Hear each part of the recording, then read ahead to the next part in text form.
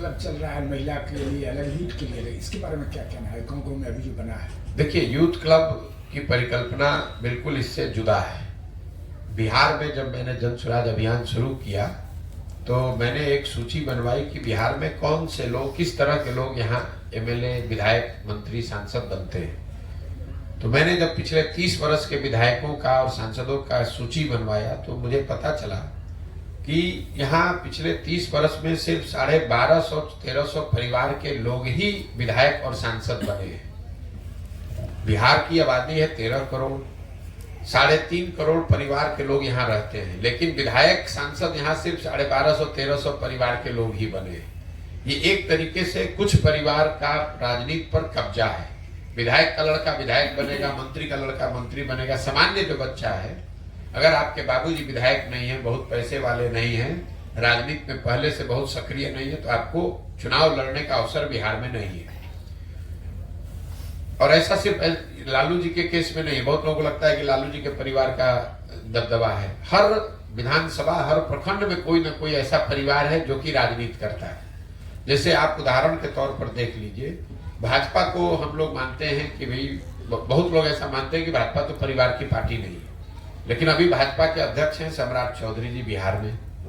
इनके बाबूजी शकुनी चौधरी, जब कांग्रेस का दौर था तो कांग्रेस के दौर में शकुनी चौधरी विधायक और मंत्री थे।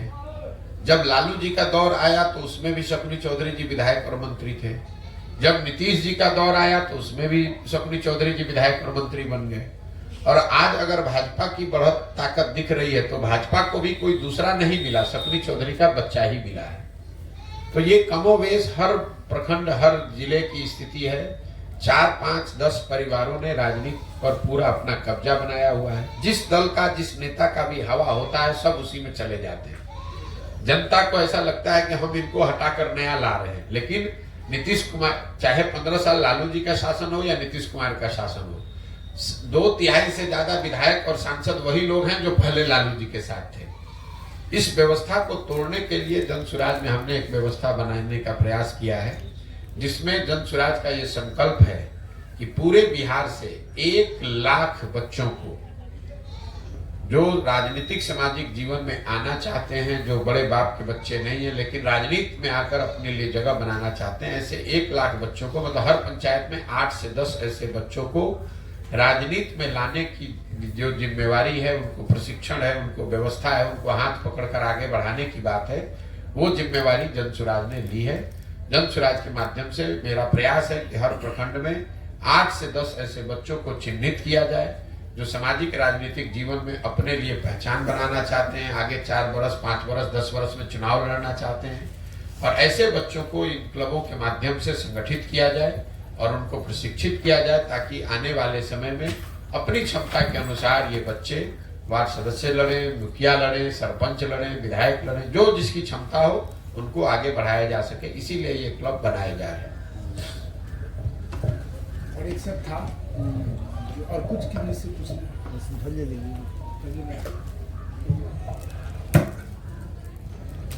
प्रधान जी, अभी अपने आपकी राजनीति रणनीति काल शुरुआत 2011 से हुई थी गुजरात से, और बीजेपी, जेडीयू, कांग्रेस, आप वाईएसआरसीपी, डीएमके और टीएमसी के साथ भी आपने काम किया। फिर जेडीयू में 18 से 20 तक का आपने रहा। इन सब दलों के साथ रहने के बावजूद भी आप एक नए दल की तैयारी में हैं। तो आने वाले दिनों में अगर इन दलों को समर्थन के करीब जनता ला देती है तो ये किन दलों के साथ जाएगी फिर?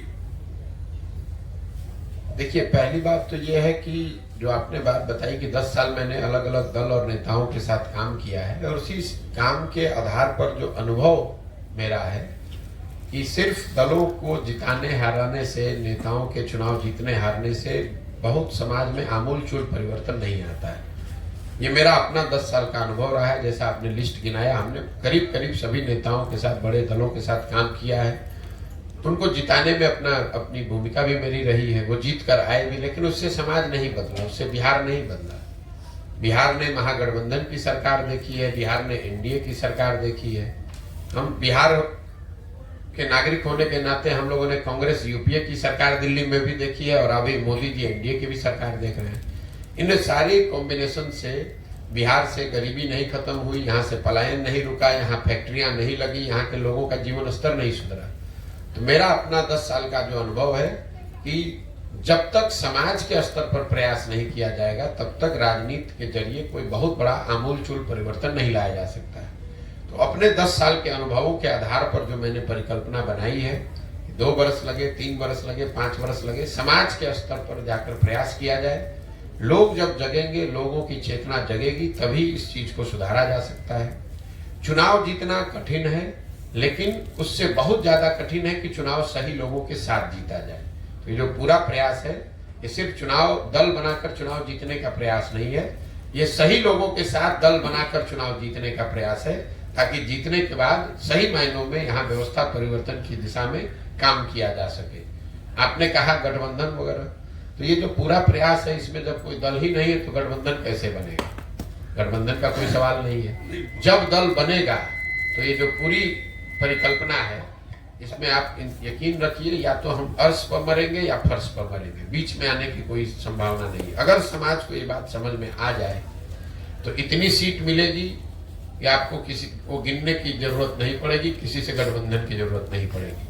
लेकिन अगर इतने सारे प्रयास के बावजूद भी समाज को ये बात समझ में न आए तो 2, 4, 10 सीट भी नहीं मिलेगा, 0 सीट आएगा, तो फिर उस स्थिति में भी गठबंधन की जरूरत नहीं है। तो वो बिल्कुल क्लियर है, कहीं किसी तरह का कोई जोड़ तोड़ गठजोड़ गठबंधन उसकी जरूरत ना है ना होगी। या तो बात जनता के समझ में आएगी और जनता इसको एक नए विकल्प के तौर पर स्थापित करेगी, जनता का राज बनाएगी।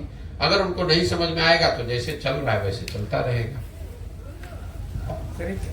एनडीए और आईएनडीए में पीएम पद को लेकर के रस्साकसी चल रही है, और अजय मतलब बहुत ज्यादा भविष्यवक्ता राजनीतिक विश्लेषक के रूप में आपका इसमें क्या मानना है, जो कि आईएनडीए में पीएम पद को लेकर के बहुत ज्यादा रस्साकसी चल रही है? मुझे कोई रस्साकसी नहीं दिख रही है। पहले आप अपना गठबंधन बनाइएगा, चुनाव लड़िएगा, जीतिएगा, तब ना। प्रधानमंत्री का पद तो बहुत बड़ी बात होती है। बिहार में बड़बोलापन यहाँ के सामाजिक राजनीतिक जीवन की सच्चाई है। जिस दल का 0 MP है, आरजेडी का 0 सांसद है लोकसभा में, अब वो लोग बता रहे हैं कि देश का प्रधानमंत्री कौन बनेगा। तो ये बड़बोलापन ही है। भाई आपको पूछ कौन रहा है? प्रधानमंत्री कौन बनेगा ये तय तो वो पार्टियां कर सकती हैं जिनके सांसद जीत कर आते हैं। आपका 0 सांसद जीता हुआ है और आप खड़े होकर कह रहे हैं कि प्रधानमंत्री कौन होगा। तो ऐसे हुआ कि हम यहाँ से बैठ के बोले कि अमेरिका का राष्ट्रपति कौन होगा। ये तो आपकी मानसिकता को दर्शाता है कि आपको न समझ है न कुछ आपकी सोच है, जबरदस्ती का कुछ बात किए जा रहे हैं। आपने कहा कि इंडिया में प्रधानमंत्री पद को लेकर रस्साकसी है।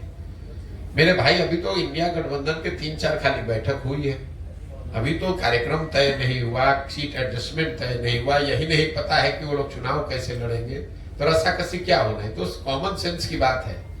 इंडिया गठबंधन में सबसे बड़ा दल कांग्रेस है, तो स्वाभाविक तौर पर उस दल इंडिया गठबंधन का नेतृत्व भी कांग्रेस के पास ही रहेगा। आप चाहे जितना हल्ला मचा लीजिए, सबसे बड़ा दल वहां कांग्रेस है, तो कांग्रेस को छोड़कर कोई दूसरा आदमी उसका नेतृत्व कैसे करने लगेगा? मान लीजिए कि कांग्रेस छोड़ भी दे तो दूसरा बड़ा दल टीएमसी है, वो छोड़ देगा तो तीसरा बड़ा दल डीएमके है। बिहार के दलों का उसमें क्या है? बिहार के दलों का तो कोई, बिहार में तो 40 में से 39 सांसद एनडीए के जीते हुए हैं, तो यहाँ के दलों की क्या भूमिका उसमें होगी? अपने वो मुंह मियां मिट्ठू बन रहे हैं। कौन पूछ रहा है बिहार के नेताओं को वहां पर? हमको तो नहीं लगता है कि देश की राजनीति में कोई नीतीश कुमार को पूछ रहा है। अपने से आप पटना में बैठ के जो बोलना है बोल दीजिए। और सर, आप यहाँ पर मिथिलांचल में आपकी जो है पद यात्रा समाप्त की ओर है, अब आप जाएंगे बेगूसराय यहाँ से, तो आप कुछ मैथिली के लोगों से मिले, कुछ मैथिली सीखे, या मैथिली में कैसा लगा लोगों का? नहीं, जो भी संवाद होता है मैथिली, लोग तो मैथिली में ही बोलते हैं। तो कुछ हम मैथिली जैसे बजने सिखलिए? बजने सिखा नहीं सीखे हैं, लेकिन हम मैथिली समझते हैं। लोग जो बोलते हैं उसको हम हिंदी में जवाब देते हैं। और मेरा अपना स्वभाव है कि जब जिस भाषा पर मेरी पकड़ नहीं है उस पर जबरदस्ती कुछ बोलने का फायदा नहीं है। वो उससे उस भाषा का भी अपमान है। शब्द का चयन या जो जिस तरीके से उसको बोला जाना चाहिए, अगर हमको नहीं बोलने आता है तो बोलकर उस भाषा का भी अपमान करेंगे। मैथिली इतनी रिच भाषा है, लोग बोलते हैं, हम सुन रहे हैं, हम बोल नहीं सकते, हमारी वो कमजोरी है, हमको नहीं बोलने आता है। नहीं बोलने आता है तो बेहतर है कि हम न बोलें, बजाय इसके कि उसको गलत तरीके से बोलें। यहाँ के लोगों का भाव भंगिमा आप कैसा लगा, स्वभाव विचार? मिथिला में आप घूमे हैं रास्ते में। देखिए, भाव भंगिमा का जहां तक सवाल है तो मुझे मिथिला के लोगों में कोई बहुत ज्यादा फर्क, मैं दूसरे हिस्से से आ रहा हूँ, वो है नहीं। जो परेशानी लोग झेल रहे हैं चंपारण में, छपरा में, गोपालगंज में, कमोवेश वही परेशानी लोग दरभंगा मधुबनी में भी झेल रहे हैं। यहाँ गरीबी खास करके सीतामढ़ी और मधुबनी के इलाकों में थोड़ी ज्यादा दिखी, पलायन बहुत ज्यादा दिखा। किसी जमाने में लोग यहाँ पर पढ़े लिखे होते थे, वो बात देखने सुनने को मिली। लेकिन आज आप जो लोग हम जैसे आए थे, लोगों ने कहा कि ये पढ़े लिखे लोगों की जमीन है, मधुबनी में बहुत पढ़े लिखे लोग आपको मिलेंगे। मुझे ऐसा नहीं दिखा। कभी आपके बाप दादा बहुत पढ़े लिखे होंगे, आज के तारीख में तो मिथिला में जो ज्यादातर जगह है, आप यहाँ से मजदूर ही पैदा कर रहे हैं, यहाँ से आप विद्वान नहीं पैदा कर रहे हैं। ये तो आपका भ्रम है। हम लोग बहुत पढ़े लिखे समझदार लोग हैं, कभी थे, आज नहीं है। आज सबसे ज्यादा घरों से, यहाँ से, मिथिला से लोग मजदूरी करने जा रहे हैं। आज आप बिहार के सबसे गरीब इलाके में एक हैं। पढ़ाई लिखाई चौपट हो गई है। लोग रोजी रोजगार के लिए बाहर जाकर मजबूरी में पलायन करने के लिए मजबूर हैं। तो कुल मिला जुला के यही स्थिति है। वो मांस मखान वाली जो बात है वो बहुत जमीन पर दिखी नहीं। आप मधुबनी में जाइएगा, वहां कहाँ मखाना की खेती हो रही है, तो करीब करीब बंद हो गई है। पान कहाँ खेती हो रही है, पान की खेती बंद हो गई। तो अब बातें धीरे धीरे किताबों में और आपकी यादों में सिमट के रह गई हैं। आज जीवन की सच्चाई यही है कि आपको मजदूरी करना है, पढ़ाई के लिए साधन नहीं है, नौकरी की कोई व्यवस्था नहीं है, और लोग अपने जीवन यापन चलाने के लिए बड़ा संघर्ष कर रहे हैं।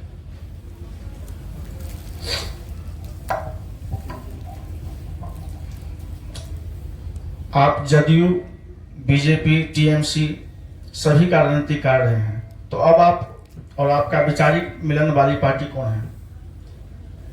मेरा, जब हमने काम किया तो कोई वैचारिक मिलन की जरूरत नहीं है। हमने उस काम को प्रोफेशनल तरीके से किया है। जिसका काम, जिसकी जिम्मेवारी ली, उस काम को किया। मेरी जो अपनी विचारधारा है वो विचारधारा आपको जन स्वराज की विचारधारा में दिख रही है। अगर मेरा वैचारिक मिलन किसी दल से होता तो उसी दल में हम शामिल रहते। किसी से मेरा वैचारिक मिलन नहीं है, इसीलिए किसी दल में नहीं है, हम अपनी व्यवस्था बना रहे हैं। क्या बिहार में आपकी पार्टी किसी पार्टी से समझौता करेगी? तो सवाल भैया पूछ चुके, क्योंकि जब हमारा पार्टी है नहीं तो समझौता करने का सवाल कहाँ होता है। बिहार में अभी सभी जातियों की अपनी अपनी पार्टी है, तो आपकी पार्टी किस जाति का है? ये तो आपका भ्रम है। किस जाति का कौन पार्टी है हमको तो नहीं मालूम है। आप पहले हमको बता दीजिए कि कौन सी जाति का कौन पार्टी है, तो हम बता देंगे कि हमारे ये जन स्वराज किस जाति का होगा। भाजपा किस जाति की पार्टी है हमको तो नहीं मालूम है। आरजेडी किस जाति की पार्टी है हमको नहीं मालूम है। तो आरजेडी वाले भी नहीं कह रहे हैं, आप कह रहे हैं कि किसी जाति का पार्टी है।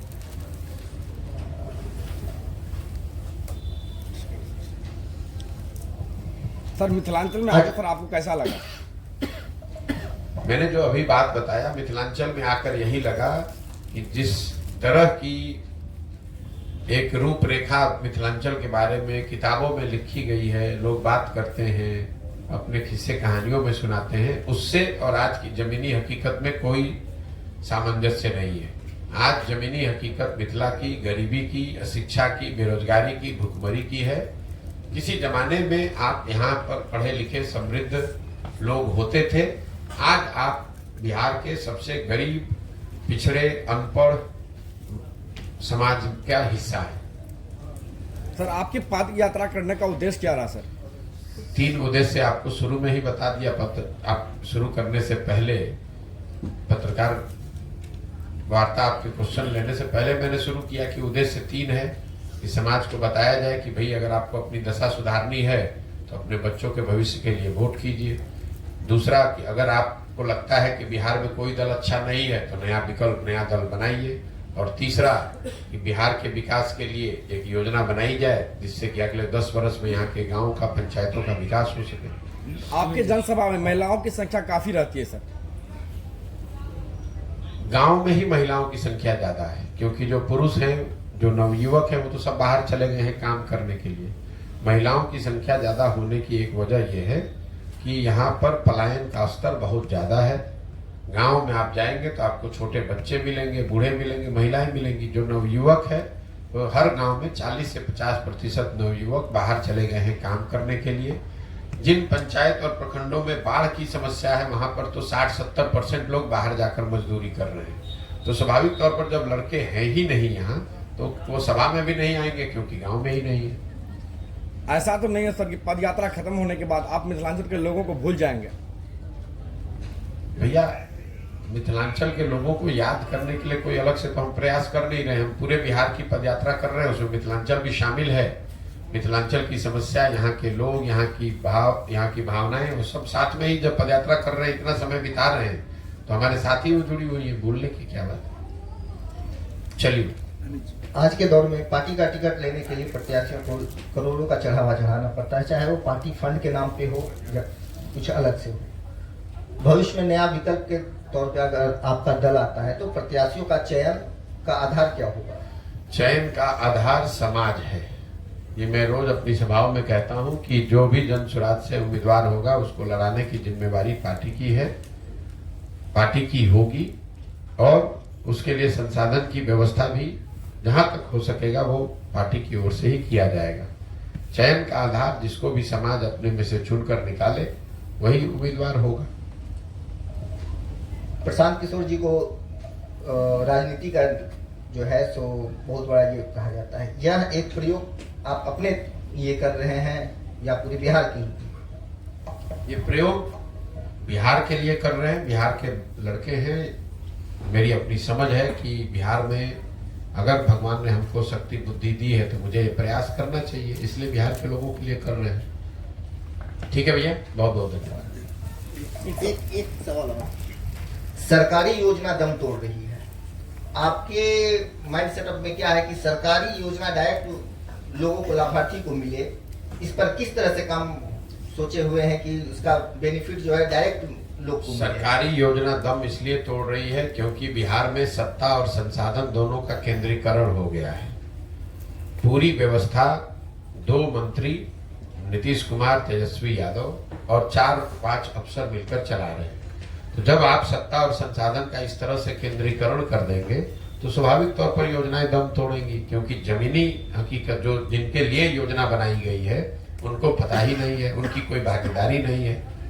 वहां पर बिहार सरकार का बजट है 2,46,000 करोड़, और उसकी 60% राशि सिर्फ 2 ही लोगों के पास है, वो है तेजस्वी यादव और नीतीश कुमार।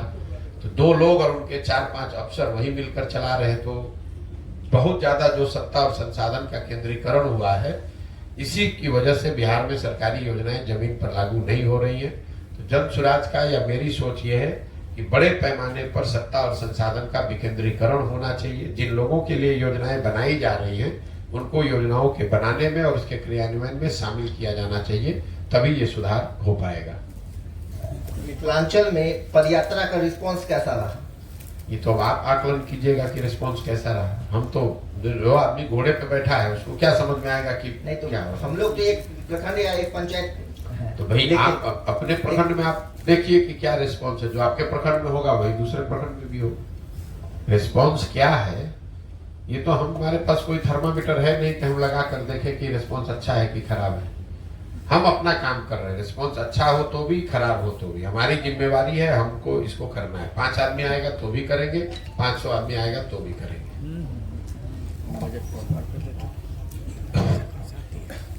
आज जो दिल्ली में जो है INDA विपक्ष की बैठक हो रही है, तो क्या लगता है कि आज जो दिल्ली में बैठक हो रही है वो सार्थक पहल होगा, या सत्ता पक्ष को चुनौती देने के लिए जो आज बैठक हो रही है? मेरे भाई, आप चाहे जितनी बैठक कर लें, जितनी बार आपस में बैठ के चाय पी लें, नाश्ता कर लें, प्रेस कॉन्फ्रेंस कर दें, उससे तो जमीन पर चुनाव नहीं जीता जाता है। चुनाव जीतने के लिए आपके पास चेहरा होना चाहिए, नैरेटिव होना चाहिए, कार्यकर्ता होने चाहिए, जमीन पर कार्यक्रम होना चाहिए। दिल्ली में बैठिए कि बंगलोर में बैठिए कि मद्रास में बैठिए, उससे तो कोई फर्क नहीं पड़ने वाला। वो तो एक स्वाभाविक प्रक्रिया है, बैठक हो रही है, बैठक होने दीजिए। ये आपके लिए कौतूहल का या इंटरेस्ट का विषय हो सकता है। पत्रकारों के लिए, जनता जो यहाँ बैठी है, जो रोड पे चल रही है, उनके लिए कोई मुद्दा नहीं है। उनके लिए मुद्दा तो तब होगा दरभंगा में आकर, यहाँ पर ब्लॉक में, यहाँ पर गांव में अगर कुछ इंडिया का एक्टिविटी होगा, तब लोगों के लिए वो जागरूकता का या उनके लिए समझ का, निर्णय का विषय बनेगा। दिल्ली में बैठकर कोई मीटिंग कर रहा है, उससे मधुबनी में, दरभंगा में, सीतामढ़ी के गांव में क्या फर्क पड़ता है? कोई फर्क नहीं पड़ेगा। सत्ता तक पहुंचने के लिए धार्मिक भावनाओं को भी ठोस पहुंचाया जाता है। जैसे अभी नीतीश जी के करीबी हैं देवेश चंद्र ठाकुर, उन्होंने शिव जी को जो है विनाश की देवता बोल दी है। इस बारे में आपका क्या कहना होगा? मैं बेकार के फालतू वक्तव्यों पर जवाब देना उचित नहीं समझता हूँ। किसने क्या कहा, किसने क्या कहा, वो हमारा ठेका हमने थोड़ी ना ले रखा है कि कौन क्या बोला उस पर हम जवाब दें। बिहार में राजनीति की ये सच्चाई है। यहाँ पर आप लोगों की नजर में या सामान्यतः लोगों की नजर में नेता वही है जो मूर्ख है, जिसको शर्ट के ऊपर गंजी पहनना है, वही यहाँ का नेता है। जो यहाँ पर भाषा विषय का जिसको ज्ञान न हो, अनपढ़ हो, बदमाश हो, उसी को आप लोग जमीनी नेता मानते हैं। और फिर उसके बाद पूछेगा कि इन मूर्खों के सवाल के वक्तव्य पर आप टिप्पणी दीजिए, हम क्या बोलेंगे? कुछ नहीं बोलेंगे। सबसे पहले यहाँ के जो प्रिंट और इलेक्ट्रॉनिक्स मीडिया की ओर से आपकी जो है पद यात्रा के लिए बहुत बहुत शुभकामना। दूसरी बात है क्योंकि जो अक्सर यहाँ जो है 15वां महीना आपका जो चल रहा है, 16वां महीना 2 दिसंबर को पूरा हो गया, 16वां महीना चल। इसमें सर सरकार की अरबों खरबों की योजना चली है, बिहार सरकार की, केंद्र सरकार, दोनों की मतलब टाइम में आपको क्या लगा जो किस तरह की योजनाओं का लोगों के पास पहुंचा होगा इसका लाभ? नहीं, देखिए, अगर योजना स्पेसिफिक अगर आपको बात करनी है तो केंद्र सरकार की 4 बड़ी योजनाएं चल रही हैं अभी जमीन पर। पहली योजना है प्रधानमंत्री गरीब कल्याण योजना, जिसमें लाभार्थियों को 5 किलो अनाज प्रति माह मिलना है। जमीनी हकीकत यह है कि लोगों को 5 किलो नहीं 4 किलो अनाज ही प्रति माह मिल रहा है। ऐसा इसलिए है कि प्रखंड के स्तर पर जो अनाज आता है प्रधानमंत्री गरीब कल्याण योजना में, उसमें करीब 20% की चोरी होती है। 35 से 40 रुपया प्रति क्विंटल की दर से यहाँ के जो अधिकारी हैं और जनप्रतिनिधि हैं वो पैसा लेते हैं। ज्यादातर जगह पर लोग बताते हैं कि जो विधायक हैं वो भी प्रति माह इस अनाज में से 6 से 8 रुपए उनकी भी उनका जो हिस्सा है वो भी 6 से 8 रुपए प्रति माह प्रति क्विंटल है। इस चोरी की वजह से 35 से 40 रुपए प्रति क्विंटल का जो चोरी हो रहा है, उसी वजह से लाभार्थियों को 5 किलो नहीं 4 किलो अनाज ही बिहार में मिल रहा है। दूसरी जो केंद्र सरकार की बड़ी योजना है वो है आवास योजना, प्रधानमंत्री आवास योजना, जिसको गांव देहात में लोग इंदिरा आवास योजना के नाम से जानते हैं। ज्यादातर इसके जो लाभार्थी हैं वो अभी भी इंदिरा आवास योजना वाले ही हैं। प्रधानमंत्री आवास योजना के लाभार्थियों की संख्या करीब नगण्य है। लेकिन जिन लोगों को भी इसका लाभ मिला है, जिसमें 1,40,000 रुपया आवास बनाने के लिए मिलना है, उसमें भी 25,000 से 40,000 रुपया तक लोगों को घूस देना है, तभी उनको इंदिरा आवास, प्रधानमंत्री आवास का योजना का लाभ मिल सकता है। और ये जो पैसा है ये जनप्रतिनिधियों और अधिकारियों के बीच में बंट रहा है। जहां पर जनप्रतिनिधि पैसा नहीं ले रहे हैं वहां पर भी 20 से 25,000 अधिकारियों का जो हिस्सा है वो लेंगे ही लेंगे। और एक पूरी व्यवस्था बनी हुई है। प्रधानमंत्री आवास योजना में आपका नाम अगर लिखा जाना है लाभार्थी के तौर पर तो उसके लिए 1,000 रुपया लगेगा। अगर घर का फोटो लेकर भेजेगा उसके लिए 2,000 रुपया लगेगा। पहली किस्त जारी होगी तो उसमें 10,000 रुपया लगेगा। एक व्यवस्था बनी हुई है। तीसरी केंद्र सरकार की बड़ी योजना है स्वच्छ भारत अभियान की, जिसमें लाभार्थियों को 12,000 रुपया शौचालय बनाने के लिए मिला है। 2-3 बरस पहले बिहार के ज्यादातर पंचायतों को ODF घोषित कर दिया गया। जो जनप्रतिनिधि हैं और अधिकारी हैं उन्होंने लिखकर सर्टिफाई किया कि बिहार में ज्यादातर पंचायत ODF हो गए। सच्चाई जमीनी हकीकत यह है कि शायद ही कोई ऐसा गांव है जहां खुले में शौच आज भी जीवन की सच्चाई नहीं है। ऐसा इसलिए है कि शौचालय की इस योजना में 2,000 रुपये प्रति शौचालय अधिकारियों ने पैसा लिया और लाभार्थियों को जो पैसा जारी किया गया 10,000 रुपया, वो भी एक ही शौचालय के साथ फोटो खिंचाकर 4 लाभार्थी 5 लाभार्थियों को जारी कर दिया गया। किसी ने इसकी चिंता नहीं की कि एक्चुअली में शौचालय बने कि नहीं, उसका उपयोग हो रहा है कि नहीं। तो ये पूरा ODF जो है वो कम से कम बिहार में जितने 12 जिलों में मैं गया हूँ कंप्लीटली फार्स है। चौथा एक जो केंद्र सरकार की बड़ी योजना है वो मनरेगा है। मुझे ऐसा लगा था कि जब मैं पैदल चलूंगा तो मुझे गांव देहात में मनरेगा का काम होता दिखेगा, इसलिए कि यहाँ बहुत गरीबी है, भूमिहीन लोग बहुत हैं, लोग मजदूरी करते हैं। अभी तक 15 साढ़े 15 महीनों में मुझे मनरेगा का कोई सक्रिय काम होता दिखा ही नहीं है। लोग जरूर ये बताते हैं कि भैया ये मिट्टी भरा गया है मनरेगा में, या ये वृक्ष लगाया गया है मनरेगा में, या पंचायत भवन या आंगनबाड़ी का जो केंद्र है उसको मनरेगा के मजदूरों की मदद से बनाया गया है, लेकिन मनरेगा का कोई सक्रिय काम होता मुझे अभी नहीं दिखा है। जब उसको मैंने आंकड़ों में देखा तो पता चला कि पिछले वर्ष मनरेगा में बिहार सरकार का यूटिलाइजेशन है 39%। मतलब अगर 100 रुपया मनरेगा के लिए दिल्ली से आ सकता था बिहार के लोगों के लिए, तो 60 रुपया 61 रुपया तो हम लोग लेकर ही नहीं आए, वो पैसा दिल्ली में सरेंडर हो गया। और जो 39-40 रुपया आया, उस मनरेगा में PC का जो दर है, भ्रष्टाचार का जो दर है, वो 40 से 50% है। सबसे ज्यादा चोरी अगर कहीं है तो मनरेगा के फंड में है। तो कुल मिला जुलाकर 100 रुपया के बजाय जमीन पर 20-25 रुपया ही मनरेगा के तहत पहुंचा है। ये 4 केंद्र सरकार की बड़ी योजनाओं की जमीनी हकीकत है। राज्य सरकार की जो 4-5 बड़ी योजनाएं चल रही हैं, उसमें एक सबसे बड़ी योजना, सबसे बड़ी तो नहीं लेकिन बड़ी योजना जिसकी घोषणा नीतीश कुमार ने 2015 में की थी, वो है युवाओं को, बेरोजगार युवाओं को 1000 रुपए की मासिक सहायता। 15 में ये अनुमान किया गया था कि 18 साल से 35 साल के हर बिहार के बच्चे को जो बेरोजगार है, अगर उसको 1000 रुपए का मासिक सहायता दिया जाए तो उसको कहीं बाहर नहीं जाना पड़ेगा मजबूरी में मजदूरी करने के लिए। उस समय का अनुमान था कि इस योजना को लागू करने में करीब करीब 10 से 12 हजार करोड़ रुपया हर साल का खर्च होगा, जो बिहार सरकार के बस की बात है, कोई बहुत बड़ा पैसा नहीं है। आज तक इस योजना को न शुरू किया गया, न किसी को इसका लाभ मिला, न कोई पत्रकार पूछता है, न कोई हमें आज तक मिला जिसको 1000 रुपया कभी मिला। योजना को शुरू ही नहीं किया गया। दूसरी एक योजना है स्टूडेंट क्रेडिट कार्ड की।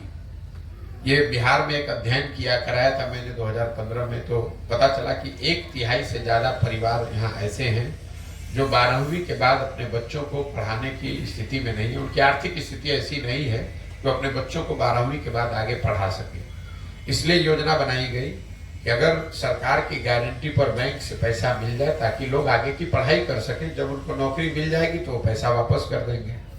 उस समय का अनुमान था कि इसमें करीब 1,25,00,000 लोगों को इसका लाभ मिलेगा। बिहार सरकार का अपना आंकड़ा बता रहा है कि पिछले 10 वर्षों में 9 लाख बच्चों को ही इसका लाभ मिला है। इस योजना को भी करीब करीब ठंडे बस्ते में डाल दिया गया। तीसरी जो राज्य सरकार की बड़ी योजना है वो है नल जल योजना, जिसकी चर्चा आप लोग खूब करते हैं। 2015 में अनुमान किया गया कि अगर 25,000 करोड़ रुपया 5 वर्ष में खर्च किया जाए तो बिहार के हर घर में नल से पानी पहुंच जाएगा। योजना बनी, नल जल योजना, पैसा बटा, बंगरबाट हुआ। सरकार का दावा है कि 2/3 घरों में नल से पानी पहुंच गया है। जमीनी हकीकत यह है कि 2/3 से ज्यादा घरों में नल का पानी नहीं पहुंचा है। योजना या तो ठीक से बनी नहीं, या बनी तो बनकर चल के बंद हो गई, या फिर रख रखाव के अभाव में चोरी होने के कारण से वो योजना बंद पड़ी हुई है। तो 2/3 घरों में आज भी नल से पानी नहीं पहुंचा है। चौथी जो सबसे बड़ी योजना राज्य सरकार की थी वो थी नाली गली के पक्कीकरण की योजना। बहुत कम लोग जानते हैं कि 15 में सबसे बड़ी जो 7 निश्चय की योजना थी वो नल जल योजना नहीं थी, नालियों गलियों के पक्कीकरण की योजना थी। उसमें यह तय किया गया था कि बिहार के हर घर के से जो नाली निकलता है उसका पक्कीकरण किया जाए, उस नाली को एक बड़े नाले से जोड़ा जाए और पानी को गांव से बाहर निकालकर उसका निस्तारण किया जाए। ये पूरा काम करने में 5 वर्ष में 80,000 करोड़ रुपया खर्च किया जाएगा। इस योजना में भी आज तक हमको घरों के नालियों के पक्कीकरण की बात कहीं नहीं दिखी है। गांव में सड़क के किनारे जरूर कुछ बेतरतीब तरीके के नाले बनाए गए हैं, इसका ये दिखाता है कि योजना में पैसा निकाला गया, लेकिन गांव में उस नाले बनाए गए, उन नालों को न घरों के नालियों से जोड़ा गया, न नालों से बाहर पानी निकालने की व्यवस्था की गई। नतीजा ये हुआ है कि ज्यादातर ये नाले जो हैं ये कूड़ेदान बन गए हैं। इस पर भैंस लोग बांधते हैं, गोबर पाते हैं, कूड़ा फेंकते हैं, और ये सब नाले करीब करीब बंद हो गए हैं। इसके अलावा जो यहाँ स्वास्थ्य और शिक्षा की बात है उस पर टिप्पणी करना बेकार है। सब आदमी मान रहा है कि शिक्षा व्यवस्था पूरी तरीके से ध्वस्त है। स्वास्थ्य व्यवस्था तो हमको कहीं दिखा ही नहीं। अनुमंडल और जिला अस्पताल में तो हम गए नहीं है, तो उस पर हम टिप्पणी नहीं कर सकते हैं। लेकिन प्रखंड पंचायत के स्तर पर कोई भी स्वास्थ्य केंद्र अभी तक हमको चलता हुआ नहीं दिखा। कोई ऐसा स्वास्थ्य केंद्र नहीं दिखा जहां डॉक्टर हो, मरीज हो, दवा कोई बैठा हो, ऐसा दिखा ही नहीं। जो स्वास्थ्य केंद्र छोटे मोटे बने भी हुए हैं वहां पर भैंस, गाय, बकरी वही आपको दिखेगा। स्वास्थ्य सेवाओं के लिए बिहार में ज्यादातर लोग ग्रामीण चिकित्सकों या प्राइवेट सर्विस प्रोवाइडर पर ही आश्रित हैं। सरकार की कोई व्यवस्था कहीं नहीं है। तो मोटे तौर पर ये राज्य सरकार की जो योजना है